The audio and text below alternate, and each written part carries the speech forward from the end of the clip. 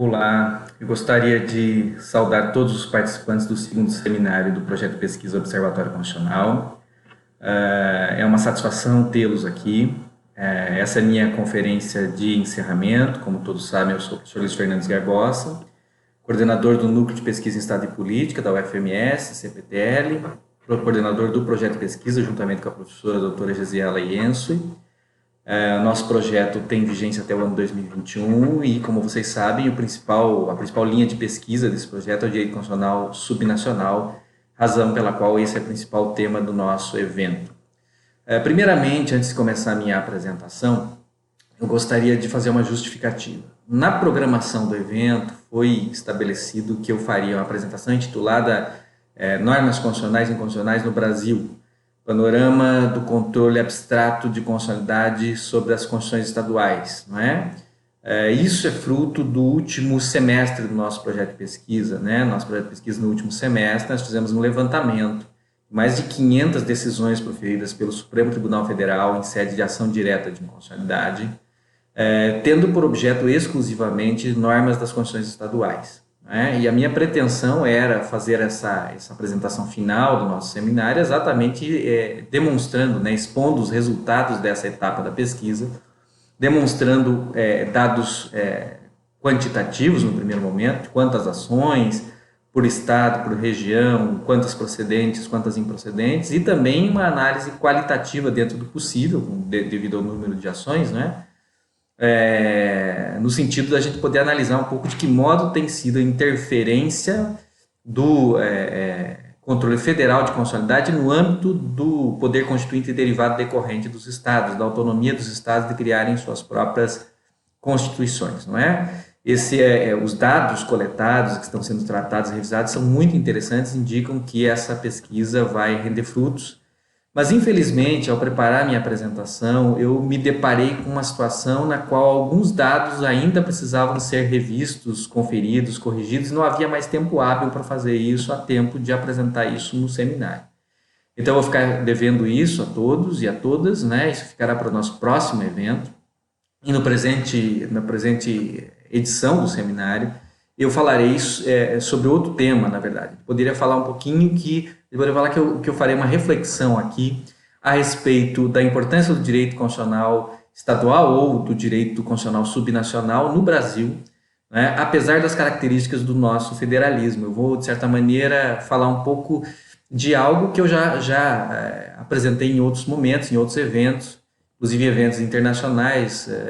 Eu fiz uma apresentação parecida com essa que eu farei para os senhores e para as senhoras, no ano passado, em Recife, quando, a convite muito gentil do professor Marcelo Labanca, eu participei do ConState, um congresso que o professor Marcelo coordena, na Universidade Católica de Pernambuco, muito interessante, especificamente destinado ao tema do direito constitucional subnacional. E aqui já fica o convite para todos e todas prestigiarem. Esse ano nós teremos uma nova edição do ConState, segundo o professor, prevista para agosto, se eu não me engano. Então, vamos participar, vamos prestigiar, é um belíssimo evento, ok? Então, vamos refletir um pouquinho sobre as características do nosso Estado brasileiro, do nosso federalismo, e vamos tentar pensar um pouquinho se existe um papel e qual é o papel do direito constitucional subnacional dentro do nosso direito, dentro da nossa especificidade no que diz respeito a essa questão de autonomia e autonomia constitucional dos estados, não é isso? Isso é algo importante. Primeiro, é importante frisar a diferença de contexto do federalismo brasileiro para outros federalismos, como o federalismo norte-americano, suíço, etc. Isso é meio óbvio, mas eu acho que a gente deve começar pontuando esse tipo de questão, Todos sabem que os estados federais têm características bastante distintas e, em grande medida, por conta das suas origens. O professor Paulo Bonavides, por exemplo, ensina há muito, que o federalismo centrífugo e centrípeto têm características diferentes. O centrífugo, aquele que é originário do Estado unitário, tende a ostentar uma característica de maior centralização, ou seja, os estados têm menor autonomia. O centrífugo, aquele que é originário de estados que eram soberanos e convergem para se tornar um único Estado federal, como é o caso dos Estados Unidos, eles têm a tendência a concederem um grau maior de autonomia para os estados federados, Então, entre outras coisas, a origem do federalismo brasileiro, que é centrífugo, era um Estado unitário sob o Império, que se torna federal sob a República, com a Constituição de 1891 e com a legislação transitória de 1890, ela é, de fato, é um federalismo de natureza diferente. E isso faz com que o nosso federalismo seja mais centralizado, né, como vocês sabem. Nós temos, vamos dizer assim, um grau muito menor de autonomia conferido às coletividades territoriais, aos estados, né, em comparação com outros tipos de federalismo, como o norte-americano ou o suíço, por exemplo. Embora nós tenhamos um grau de autonomia significativamente maior se a gente compara com outras experiências. Existem estados federais que não permitem que os estados-membros adotem constituições, por exemplo. Então, nós estamos aqui, talvez, em algum ponto intermediário, embora dois elementos principais tenham restringido significativamente a autonomia constitucional dos estados, né? Um desses elementos são as numerosas normas de pré-ordenação institucional que estão presentes na Constituição Federal de 88, diferente da Constituição norte-americana de 1787, que só regula a União, basicamente, né, mas que não regula os poderes dos estados. A nossa Constituição ela já pré-ordena a organização constitucional dos estados, estabelecendo uma série de coisas, como duração de mandatos, unicameralismo do legislativo em nível estadual e uma série de outras coisas, de modo que a margem de conformação ou a liberdade de conformação, a autonomia constitucional dos estados resta menor, não é isso? Apesar do direito brasileiro adotar normas formalmente importadas do direito norte-americano, além do conjunto institucional representado pelo federalismo, presidencialismo, separação de poderes, judicial review e outras coisas, a própria cláusula segundo a qual todas as competências que não são expressamente atribuídas à União pertencem aos estados. Na prática, o rol de competências que a Constituição reserva à União é tão extenso, como todos nós sabemos, que resta pouca matéria, né, para que os estados possam exercer as suas competências de maneira mais autônoma. Esse é um dos elementos que dá uma feição peculiar ao nosso federalismo, além do fato dele não ser um federalismo clássico, né? Ele combina, ao distribuir a Constituição de 88, ao distribuir competências legislativas e administrativas, combina duas técnicas.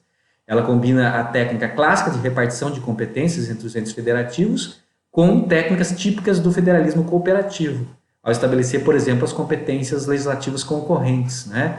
Então, aqui, o federalismo cooperativo é um tipo de federalismo que tem exatamente essa característica de ser mais centralizado, não é isso? Menos descentralizado do que o federalismo clássico. É um federalismo típico de estados como a Alemanha, por exemplo, e que, consequentemente, vai ter um elemento de centralização também em função disso. Então, tem esse primeiro fator. O segundo fator é exatamente a ideia do princípio da simetria sustentada há muito pela jurisprudência do Supremo Tribunal Federal, né? O Supremo Tribunal Federal tem inúmeras decisões, isso é objeto de inúmeros trabalhos. O professor Marcelo Labanca mesmo tem um livro sobre isso, que, salvo engano, é a tese dele, posteriormente publicada pela editora Saraiva, né, em que ele examina essa questão e o problema que é o princípio da simetria no que diz respeito à autonomia dos Estados-membros, o quanto a aplicação do princípio da simetria pelo Supremo Tribunal Federal engessa, né, e cerceia o experimentalismo democrático e institucional que poderia haver nos Estados membros da Federação Brasileira. Então, nós temos esses dois elementos. E uma coisa interessante, né, me parece que nós não temos um elemento no direito constitucional positivo brasileiro, no texto da Constituição, melhor dizendo, no texto constitucional brasileiro de 88, muitos elementos que possam indicar de maneira tão intensa quanto a jurisprudência do Supremo tem afirmado uma simetria, né, uma exigência de simetria. Pelo contrário, se em alguns momentos nós temos normas que estabelecem simetria, por exemplo, a norma que prevê que os estados podem instituir a representação de inconstitucionalidade, no artigo 125, né, vedada apenas a legitimação para agir para um único legitimado, não é isso?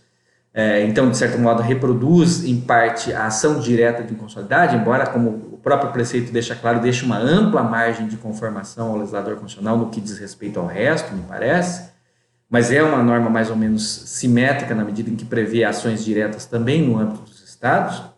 De outro lado, em muitos momentos, a Constituição Federal de 88 estabelece assimetrias, para começo de conversa no que diz respeito à própria composição do poder legislativo, por exemplo, né? na medida em que o poder legislativo em nível federal é bicameral, em nível estadual e municipal, assim como distrital, unicameral. E isso tem repercussões importantes em questões como, por exemplo, emendas às constituições dos estados, não é? Que, embora sigam muitas vezes o modelo federal, 2 turnos por maioria de 3/5, né? Não tem como seguir a exigência de aprovação em ambas as casas, porque o legislativo não possui 2 casas, por exemplo. Isso tem impacto em questões importantes também no nível subnacional, na medida em questões, por exemplo, relativas aos impeachments dos governadores, questões prementes. Vejam que o governador do estado do Rio de Janeiro está sofrendo um processo de impeachment nesse momento, né? E, de novo, não é possível, por determinação da própria Constituição Federal, por conta dessas normas de pré-ordenação institucional da própria Constituição Federal, não é possível reproduzir simetricamente o modelo federal no âmbito dos estados. O modelo federal de impeachment cameral que nós adotamos, de origem norte-americana, imediata, né, de origem imediata norte-americana e imediata britânica, nós temos, como todos sabem, a acusação do presidente da República perante a Câmara Baixa, nos Estados Unidos a Casa dos Representantes, House of Representatives, no Brasil a Câmara dos Deputados, e depois o julgamento pelo Senado, não é isso? E isso também, em função das normas de pré-ordenação da Constituição de 88, já não é possível de se reproduzir simetricamente no âmbito dos estados. Então a gente tem que olhar com um pouquinho de cuidado essa ideia de simetria que tem sido aplicada pelo Supremo. Mas, queiramos ou não, para o bem ou para o mal, esse princípio tem sido aplicado com bastante intensidade, embora recentemente o Supremo tenha dado algumas mostras de que talvez esteja um pouco mais atento. Tem uma decisão muito recente de 2019 em que o Supremo demonstrou um pouco mais de atenção a essa questão de não aplicar de maneira tão forte, talvez, um princípio de simetria, mas isso ainda é muito incipiente para a gente afirmar que isso vai se estabelecer e vai infirmar essa tendência. Muito bem. Nos Estados Unidos nós temos uma ambiência completamente diferente, um texto constitucional que basicamente regula os aspectos mais básicos do Legislativo Federal, do Executivo Federal, do Judiciário Federal, algumas normas relativas à federação e não se imiscui nas competências dos Estados-membros, né? Os Estados-membros, eles, de certa maneira, gozam de uma autonomia, de uma amplitude de autonomia muito maior, não é? E nos Estados Unidos, as constituições dos estados, em função da própria característica da federação e dessa característica da Constituição de 1787, experimentam, vamos dizer assim, essa autonomia de maneira muito mais intensa, criam instituições únicas, vários estados possuem recall, instituição inexistente em nível federal. Nós temos várias questões que são totalmente diferentes, são reguladas de maneira completamente diferente na organização do Poder Judiciário, estados que possuem Suprema Corte, estados que não possuem Suprema Corte. Todas as constituições estaduais contemplam Bill of Rights, esses Bill of Rights são variáveis, enfim. Nós temos uma série de questões distintas e lá, historicamente, o constitucionalismo estadual ou subnacional é muito mais relevante num certo sentido. Se a gente lembra, por exemplo, que desde 1791, data da aprovação do Bill of Rights, das 10 primeiras emendas da Constituição norte-americana, até 1868, né? Data da 10ª emenda, na qual se estabelece a cláusula Equal Protection, não é? E se deixa claro que o Bill of Rights federal também é oponível às autoridades estaduais, né? Essas autoridades só eram contidas, de certa maneira, pelos Bill of Rights e pelas instituições previstas nas constituições estaduais. Então, durante esse longo período que vai de 1791 a 1868, nós temos essa importância, né, do direito constitucional estadual e em várias outras questões. Nos Estados Unidos, vários estados, as universidades estaduais contemplam cadeiras que estudam direito constitucional estadual. Até uma notícia interessante, na reunião do colegiado do dia 16 de junho desse ano, foi aprovado, mediante proposta minha e aprovado por todos os membros do colegiado, a criação de uma disciplina no nosso campus aqui, no nosso curso de Direito Constitucional Subnacional. É algo que é bem raro no Brasil, me parece que tem na Universidade Federal de Pernambuco, né? Eu não tenho notícia de outras universidades que contemplem, né? Porque não quer dizer que não existam, mas é algo bem inovador. Mas nos Estados Unidos isso é bem mais comum e a literatura mesmo é bem mais vasta sobre o direito constitucional estadual subnacional, não é? E estudar o direito constitucional subnacional nos traz, vamos dizer assim, vantagens, né? No sentido de perceber as coisas de maneira diferente. Por exemplo, é comum que se afirme que o direito constitucional norte-americano ele se aparta de outras tradições, especialmente do constitucionalismo europeu, na medida em que, por exemplo, só prevê direitos de liberdade no Bill of Rights, não prevê direitos econômicos, sociais, direitos prestacionais de modo geral, né? O que é uma miragem, porque quem afirma isso normalmente afirma observando apenas a Constituição Federal norte-americana, mas esquece de examinar as 50 constituições estaduais e não percebe que existiu um movimento forte chamado Free Rights Movement, né, que com muito êxito conseguiu incluir vários direitos prestacionais nas constituições estaduais, especialmente True Rights, porque fala principalmente de 3 tipos de direitos: direito ao trabalho, direito à educação e direito ao meio ambiente. Então, realmente, se nós olhamos o constitucionalismo norte-americano em nível apenas federal, nós vislumbramos a famosa tese do excepcionalismo norte-americano, né, que é uma tradição constitucional completamente diferente, mais liberal, bem diferente do constitucionalismo europeu, por exemplo. Mas se nós observamos as 50 constituições estaduais, as coisas mudam bastante de figura na medida em que nós vemos inúmeras normas constitucionais que são aplicadas pelo Poder Judiciário dos estados, não é? Que dizem respeito a direitos dos trabalhadores, que dizem respeito a direito à educação, que dizem respeito a direito ao meio ambiente, entre outras coisas. No Brasil é algo semelhante. Se nós perguntamos para alguém se existe iniciativa popular de emendas à Constituição, a resposta é não. Não é? Em geral, as pessoas vão dizer que iniciativa popular somente abrange as espécies da lei ordinária e complementar, né? Não podendo abranger as emendas à Constituição. Isso é fruto de uma interpretação conjugada de dispositivos constitucionais, né? Especialmente o que está disposto no artigo 60, inciso 1º a 3º, que prevê os legitimados de maneira como números clausos, né? Legitimados para propor emendas à Constituição. Notem que isso não é perfeitamente verdadeiro. Examinando as constituições estaduais no Brasil, nós constatamos que 2/3 dessas constituições, né, 2/3 das constituições brasileiras contemplam, entre os legitimados para propor iniciativa popular de emendas à Constituição, ou melhor dizendo, entre os legitimados para propor emendas à Constituição, um percentual dos eleitores do Estado. Não é? Ou seja, nós temos sim iniciativa popular de emendas à Constituição, pelo menos em nível de texto constitucional. A discussão sobre se essas iniciativas são efetivamente propostas, se esse direito ou se essas prerrogativas são exercitadas, aí é uma outra questão que será abordada em outros momentos, mas no primeiro momento, pelo menos em nível de texto da Constituição, nós temos várias previsões nesse sentido, né? Então, percebam como isso é rico, percebam como isso é interessante, né? Mesma coisa, por exemplo, com relação a cláusulas pétreas. Nós percebemos as cláusulas pétreas que estão presentes no texto constitucional federal, conhecemos o artigo 60, parágrafo 4º, inciso 4º, mas esquecemos que os estados membros também estabelecem limitações, não só formais, mas limitações materiais ao poder de emenda das suas constituições, e que essas limitações, em alguns casos, são 9 estados no Brasil, essas limitações se traduzem em cláusulas pétreas, e algumas delas autônomas, diferentes daquelas estabelecidas no direito constitucional federal. Sem exagerar isso e sem recusar o fato de que o direito constitucional estadual brasileiro, devido a falta de uma tradição de autonomia, tende a copiar meio acriticamente as instituições federais. Mas isso não significa que em alguns momentos, em alguns estados, ou em muitos estados, não existam tentativas muito significativas de exercício de autonomia por parte do constituinte estadual, isso de maneira bem interessante. Só de um ponto de vista histórico, para a gente ter uma ideia, né? Nós já tivemos, por exemplo, a tentativa de implantação de um parlamentarismo em nível estadual, não é?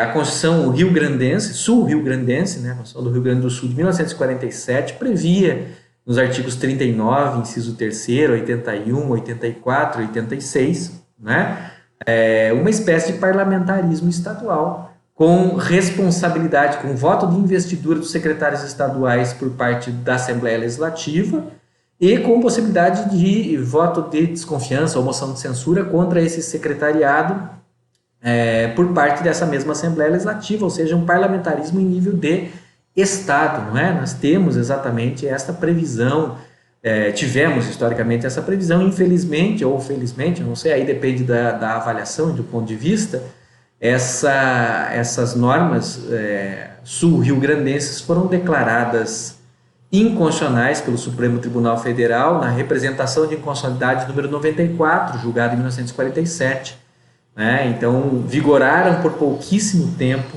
no âmbito do estado do Rio Grande do Sul, mas mostram o quão, se não fosse a interferência desse tipo de elemento, como a exigência de simetria e o controle federal de constitucionalidade por parte do Supremo, nós poderíamos ter avançado em termos de experimentalismo democrático e institucional local. E isso é muito interessante, né? Vários autores sublinham isso.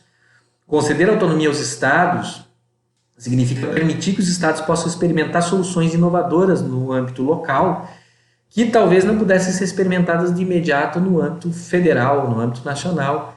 E muitas vezes essas soluções inovadoras podem ser depois içadas ao nível federal, né? Nós temos exemplos, por exemplo, no México, né, o Instituto importantíssimo de tutela de direitos humanos, de direitos fundamentais, chamado Amparo, uma ação constitucional abrangente de proteção de direitos fundamentais, foi criado primeiro no século XIX no direito constitucional estadual do estado do Yucatán, né, e depois foi federalizado, né? Então nós temos entre outros vários exemplos possíveis de instituto que nasce no âmbito estadual e depois ganha o âmbito federal, né? E em alguns casos institutos que se mantêm no âmbito estadual apenas e que são institutos interessantes. O RICOL, por exemplo, que nos Estados Unidos é contemplado nas constituições de estados como a Califórnia, de estados como o Arizona, de estados como o Oregon, entre outros, né? E que não é contemplado em nível federal e que muitas vezes chega ao ponto de provocar até mesmo a remoção de autoridades importantes como o governador do estado. Isso aconteceu em um caso famoso, importante na Califórnia, por exemplo. Falando em recall, nós já tivemos recall no Brasil, né? Isso é algo que também a pesquisa aqui do direito constitucional estadual, do ponto de vista histórico, nos revela. Os estados de Goiás, Rio Grande do Sul, São Paulo e Santa Catarina, né, nas suas constituições de 1891, logo após a proclamação da República, portanto, eles previam recall para diferentes autoridades, né? No caso do Rio Grande do Sul, por exemplo, os representantes da Assembleia. Então, aqui uma coisa relevante, interessante, mesmo anterior àquela curtíssima experiência de parlamentarismo estadual, né? Previa-se a possibilidade de revogação popular do mandato dos deputados estaduais, né? No caso do estado de Goiás, conselheiros municipais e deputados da Câmara Estadual, né? No caso do estado de São Paulo, deputados e senadores do Congresso. São Paulo, nessa Constituição de 1891, contemplava bicameralismo no seu legislativo estadual, né? E no caso de Santa Catarina, os representantes do Congresso. Então, são várias situações em que nós tivemos a previsão, pelo menos textual, de recall nas constituições logo após a proclamação da República. Outros institutos interessantes, inovadores, que nós não temos até hoje, institutos de democracia semidireta também, como, por exemplo, o veto popular, né? O veto popular, ele, como vocês sabem, não existe em nível federal. A Constituição Federal prevê no artigo 14, incisos 1º a 3º, apenas a iniciativa popular, plebiscito e referendo, né? Mas não prevê veto popular nem o recall, né? Direito de revogação. Mas nós tivemos, por exemplo, também nas constituições ali de 1891, em 2 desses mesmos estados, Rio Grande do Sul e São Paulo, a previsão de veto popular em nível municipal, no caso de São Paulo, e em nível estadual, no caso do estado do Rio Grande do Sul. E hoje nós temos em 2 estados, São Paulo e Pará, previsão de algo que é quase isso, né? A previsão de que, por iniciativa popular, leis estaduais ou municipais ou atos do poder público, atos da administração pública, podem ser sujeitos a uma consulta popular. Isso é quase um veto popular aqui, no que diz respeito às leis, né? Com algumas mitigações que nós precisamos fazer, porque, em certa medida, não é tecnicamente um veto popular, na medida em que essas constituições ressalvam que essas medidas devem ser aprovadas pela Assembleia Legislativa, né? A convocação da consulta popular de iniciativa popular para apreciar uma lei, por exemplo, tem que ser autorizada pela Assembleia Legislativa. Então isso descaracteriza um pouquinho um veto popular propriamente dito, mas são instituições interessantes, certo? Vejam, no Brasil contemporâneo, para a gente falar um pouquinho da atualidade, né? Apesar de certa falta de inovação pelo Constituinte Estadual, né, e apesar desses problemas de normas de pré-ordenação da Constituição Federal e da simetria aplicada com bastante intensidade pelo Supremo Tribunal Federal, nós temos algumas inovações interessantes, por exemplo, falando dos direitos fundamentais estaduais, né? Pelo menos 16 constituições estaduais ou subnacionais brasileiras, das 27 que atualmente vigoram, contemplam título específico para direitos fundamentais, como a gente já examinou em seminário anterior, inclusive, né? Várias constituições, Amapá, Amazonas, Bahia, Ceará, etc., até Sergipe, contemplam nos títulos ali, normalmente primeiro ou segundo, um rol de direitos fundamentais, ou contemplam, ou esses títulos são dedicados ao tema dos direitos fundamentais. E o mais interessante é que, embora em muitos casos esses direitos fundamentais sejam cópias dos direitos fundamentais que estão no rol federal, em muitos casos não são. Tem direitos autônomos estaduais, né? Aqui a gente poderia citar, por exemplo, a Constituição do Estado do Acre, que no artigo 217 prevê gratuidade do transporte coletivo para pessoas com deficiência e acompanhantes. A Constituição do Estado do Amapá, que no artigo 5º, inciso 6º, prevê a gratuidade da carteira de identidade, ou da cédula de identidade. Várias outras constituições prevêem isso, isso é instituição sem paralelo no nível federal, como vocês sabem. A Constituição do Estado da Bahia, que no artigo 4º, inciso 6º, prevê de certa maneira, uma gratuidade de serviços públicos essenciais, como aqueles relativos à água, esgoto, energia elétrica, para as pessoas que não tiverem condições de arcar com os custos desses serviços públicos, né?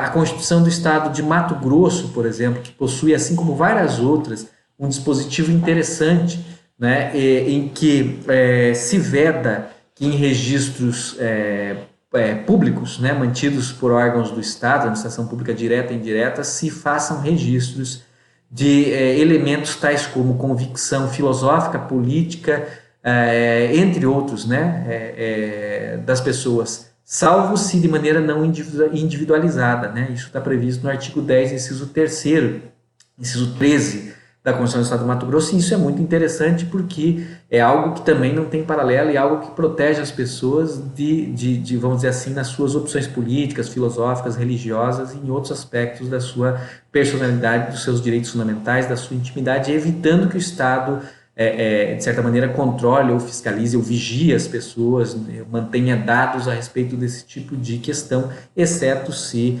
como já dito, de natureza coletiva, não individualizada, na medida em que isso pode ser interessante para algumas políticas públicas, não é? E assim por diante. Então nós temos, vejam, apesar da nossa falta de tradição numa autonomia no direito constitucional subnacional, no caso brasileiro, do direito constitucional estadual, nós temos alguns lampejos ou alguns ensaios de autonomia, né? Alguns ensaios de autonomia.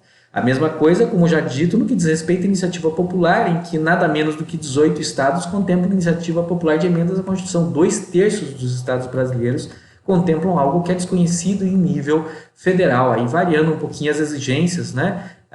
A apresentação específica da minha orientanda de iniciação científica, Laura, a respeito disso, né? Vocês podem assistir, ou já assistiram, né? E podem rever se desejarem, né? Mas tem várias questões interessantes aqui no que diz respeito a isso, né? A mesma coisa no que diz respeito, por exemplo, às emendas às constituições estaduais, né? Algumas constituições já tentaram introduzir normas que as tornassem flexíveis, o que foi declarado inconstitucional pelo Supremo Tribunal Federal, ou seja, previam que a Constituição poderia ser emendada por procedimento semelhante ao das leis ordinárias.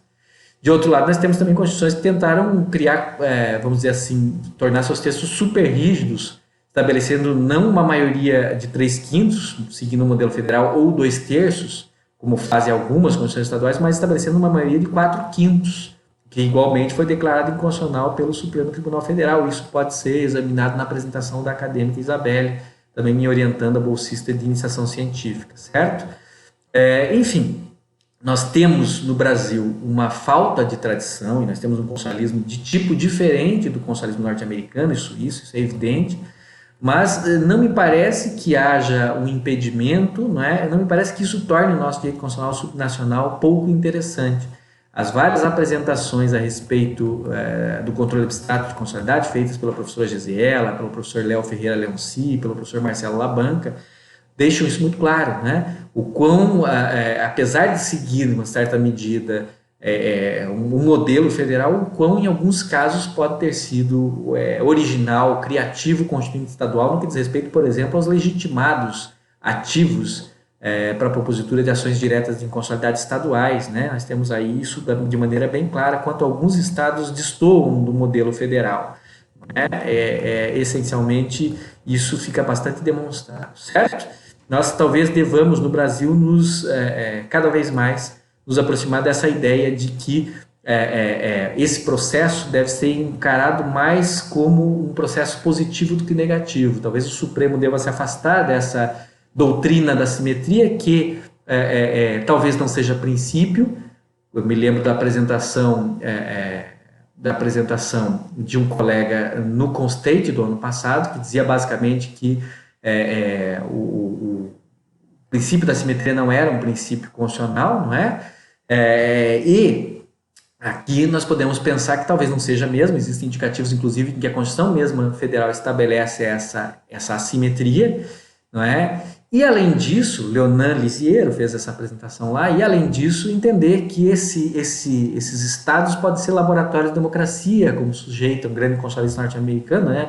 Brandeis, um processo de trial and error, ou seja, um processo de tentativa e erro local, como sustenta a Mangabeira Unger, como sustenta a Medex, né? Ou seja, o custo do experimentalismo local, né? Talvez, numa análise de custo-benefício, o experimentalismo local talvez seja muito mais interessante do que uma estrita simetria, né? E como dito em algumas decisões recentes, né? Inclusive do ano 2019, o Supremo Tribunal Federal tem tendido a se afastar, aparentemente, um pouco, pelo menos, dessa doutrina de simetria mais estrita, mas não sei se isso vai ser forte o suficiente para infirmar décadas de apego a esse princípio da simetria. Ok? Eu já falei demais, pessoal, mas eu acho que isso é interessante para encerrar o nosso seminário. Em breve nós teríamos os dados dessa fase da pesquisa concluídos e poderemos fazer a apresentação que estava programada para ser a minha apresentação no seminário. Eu peço desculpas por isso, mas em nome da seriedade científica, acho mais interessante apresentar esse panorama geral do que apresentar dados que podem estar incorretos, que precisam ainda ser verificados, checados, antes de serem tabulados e antes de serem apresentados em um evento científico. Nós estamos com isso bastante adiantado, depois isso vai render também publicações científicas que serão disponibilizadas a todos e a todas. Meu muito obrigado pela paciência, espero que tenham gostado do evento. No ano que vem nós faremos a 3ª edição desse seminário, que será ainda melhor, nós aprendemos com os erros, né? Traremos mais convidados nacionais, mais convidados estrangeiros, teremos os trabalhos de iniciação científica mais maduros para apresentação e teremos novas etapas da pesquisa mais abrangente, né? Feita atualmente sob jurisprudência relativa ao direito constitucional estadual, né, de maneira mais estabelecida, mais amadurecida, para demonstrar esses resultados que vocês verão que são muito interessantes. Muito obrigado, agradeço de novo a todos os envolvidos, direto ou indiretamente, com esse seminário e desejo reencontrá-los novamente em breve. Tá? Cuidem-se e até a próxima.